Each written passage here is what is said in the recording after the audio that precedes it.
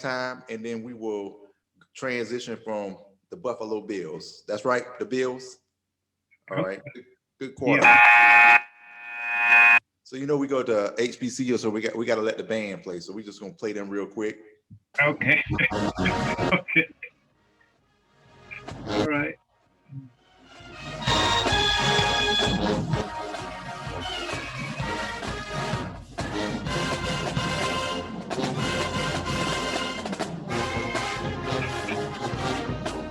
If I got some water.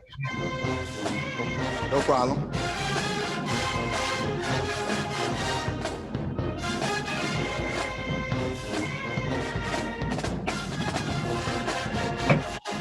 Got a little soda in there. That's just it.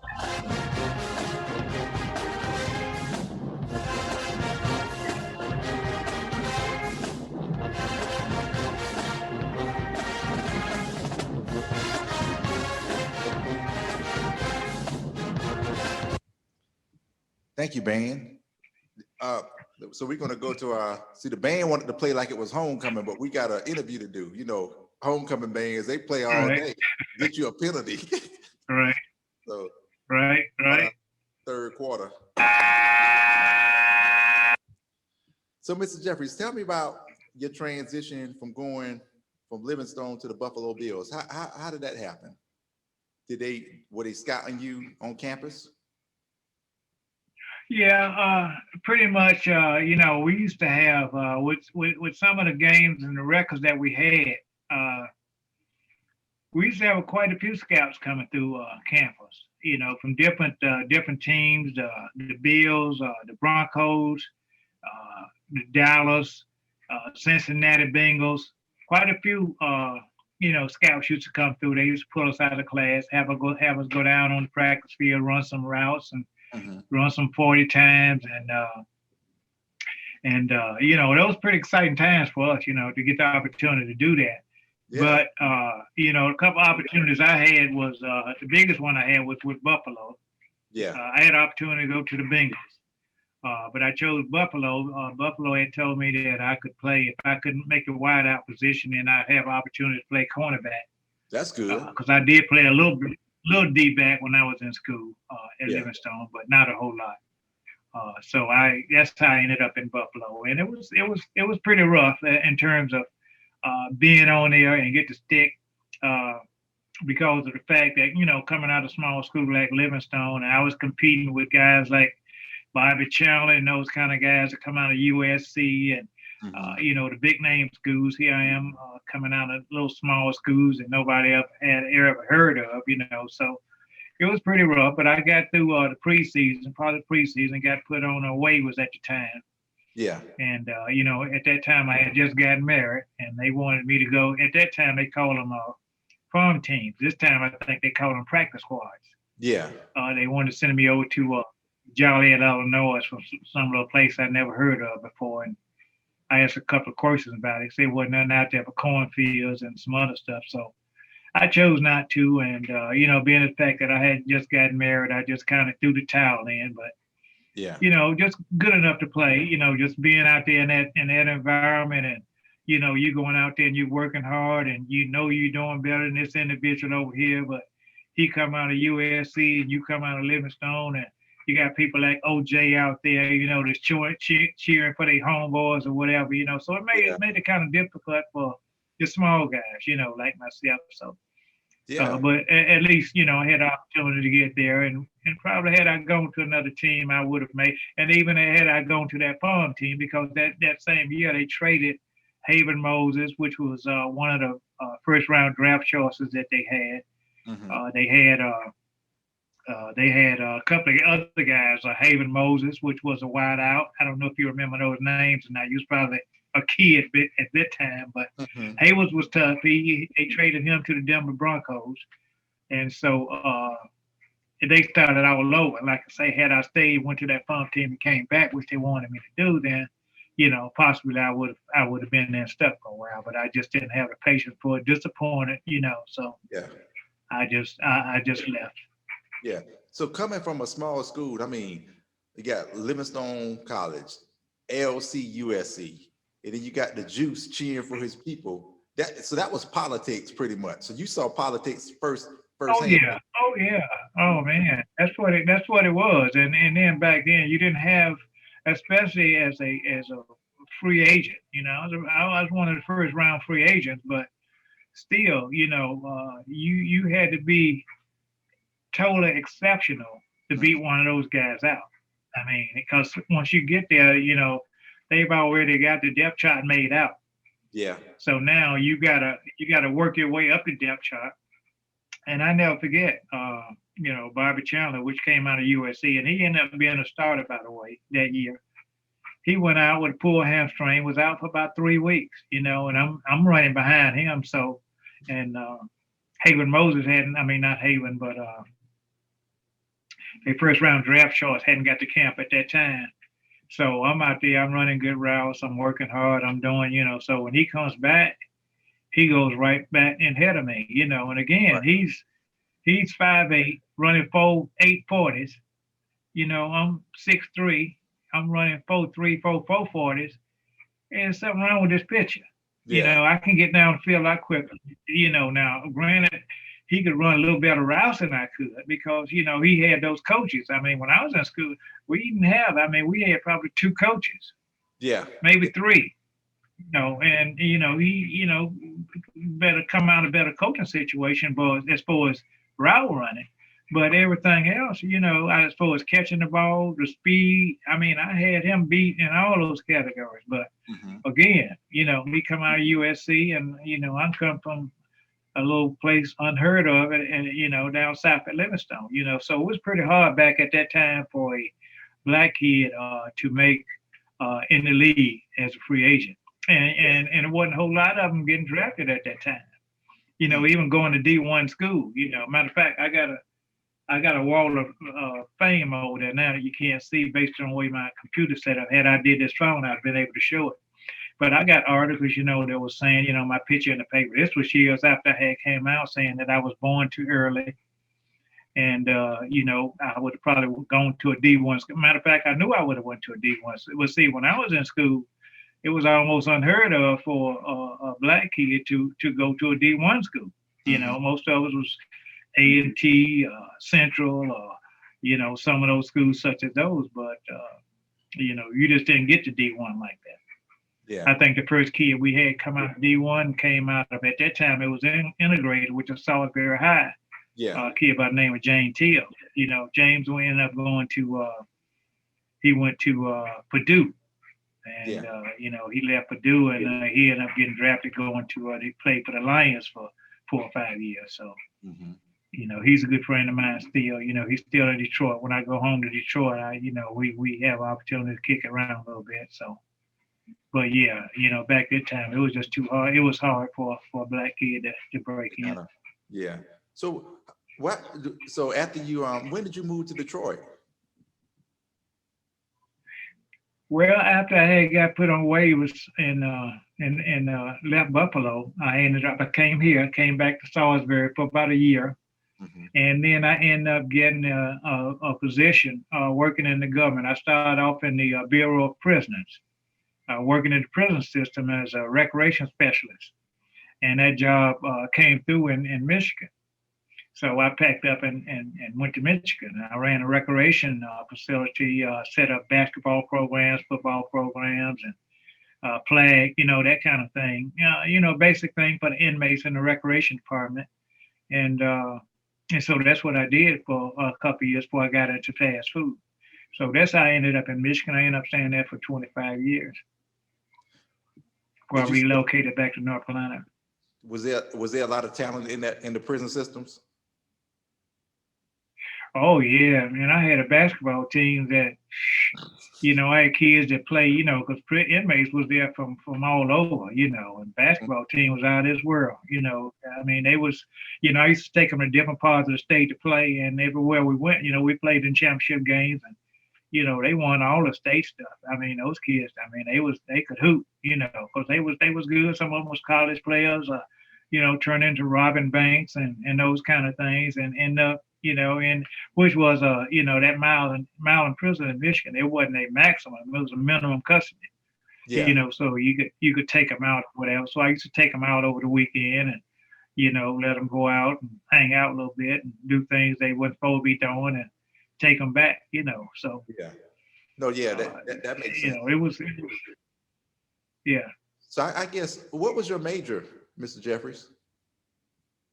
Business administration. I minored in physical education. Oh, okay, yeah, okay. So mine Hmm. was business too. So that kind of ties it in with the physical education part, being able to put some programs Yeah, together for people. Yeah. yeah, yeah. And then I ended up. I did that for a couple of years, and I went into fast food. I started working for a chain called Burger Chef, which was you wouldn't have heard of those guys because that was an old chain. Yeah. And so Hardee's purchased all the burger chefs, and then they turned all the burger chefs into Hardee's. Okay. Yeah. So I So was in Hardee's food system for about 20 plus years, and that's how I ended up with my own Hardee's. And, yeah. and I relocated back to Solid. Okay. So yeah, because that was the Hardee's on the west end over there. Yeah. West So End, yes, yeah. yes. So tell me about I how used to play. Yeah, go ahead. no, tell me about how you yeah, no, tell me about how you got that Hardee's. Well, basically, working in the system as a director, I was a region director for the system, and Hardee's didn't have any black franchisees. So the NAACP got on their case about not having any black owner operators. Really? So as a result, yeah, they didn't have any black owner operators. So as a result, Hardee's created a situation where uh, you could you could get into a restaurant based on the criteria of the restaurant, and as far as your performance as a region person as I was, if you qualified, then you could take one of these restaurants that they identified, and all the profits that that restaurant makes goes into a pot. And Okay. then after 3 year period, then you could take that, and then you could go and purchase. So I purchased a unit here in Salisbury, so that's how I ended back up in Salisbury. Okay. So had it not been for that restaurant, you probably would have stayed up up north. Exactly. So Yeah. coming home, you get what year was that you got that Hardee's?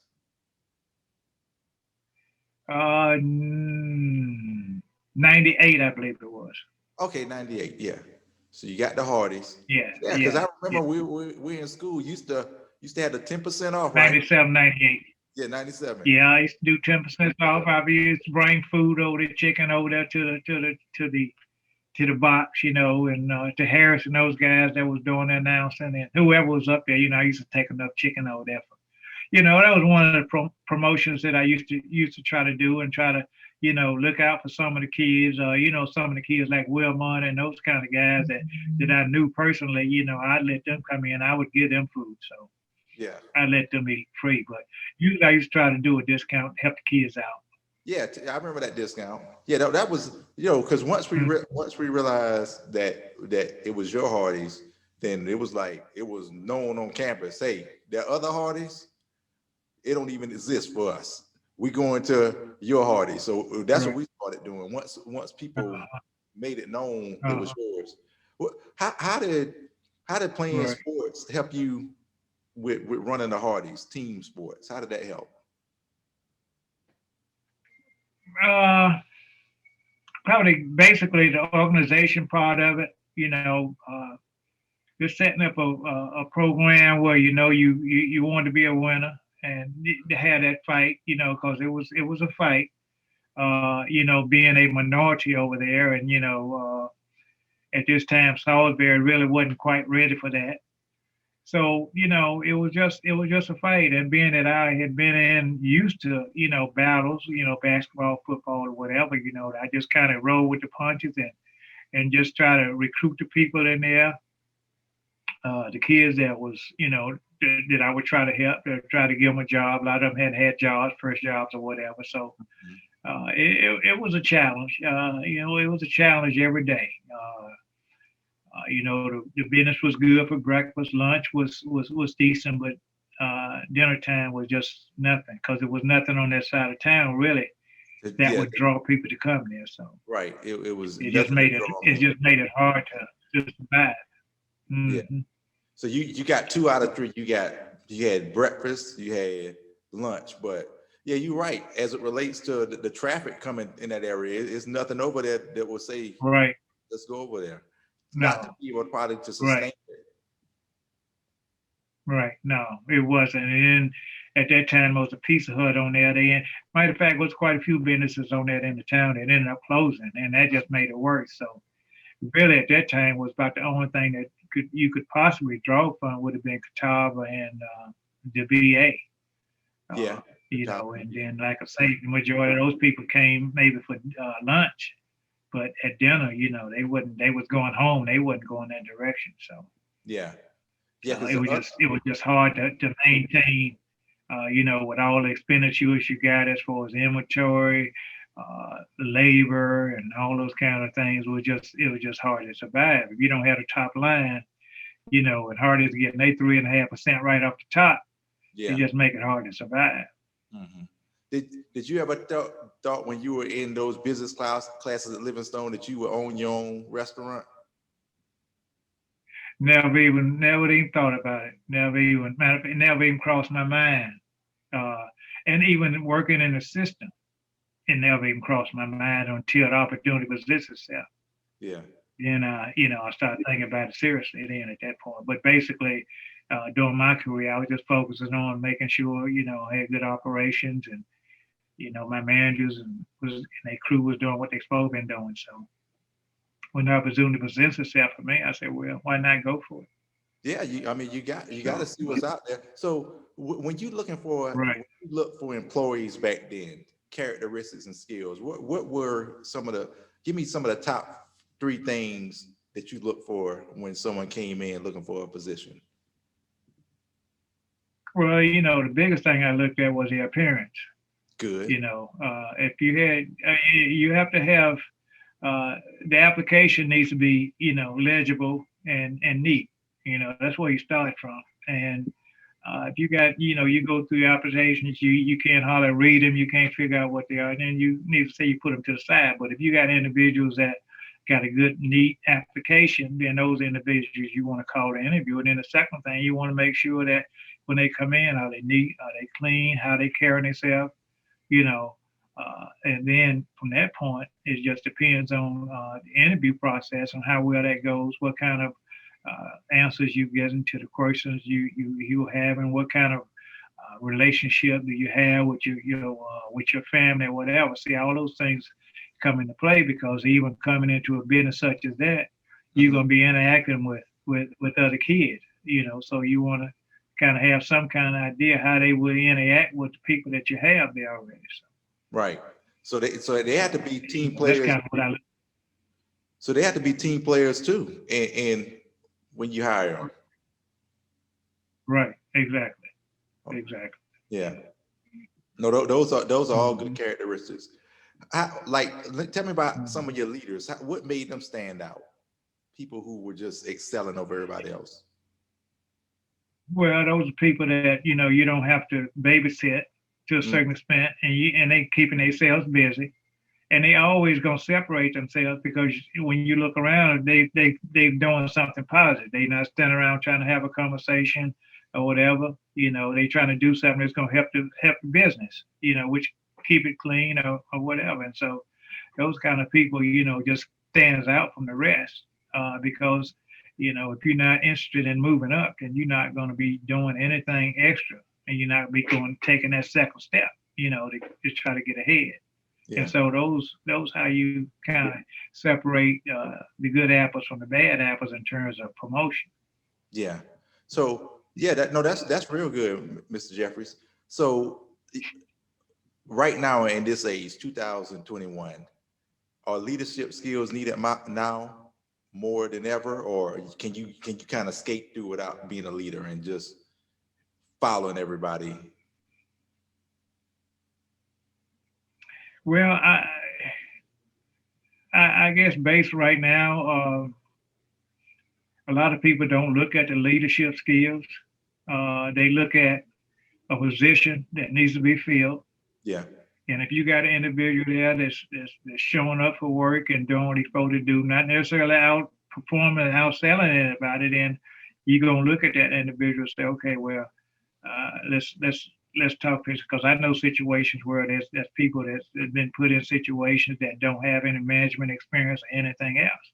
Mm-hmm. And when you just start pulling people out the basket just to say, okay, here you go, just to fill a spot, then a lot of times those things don't work out, Yeah. and those people end up failing.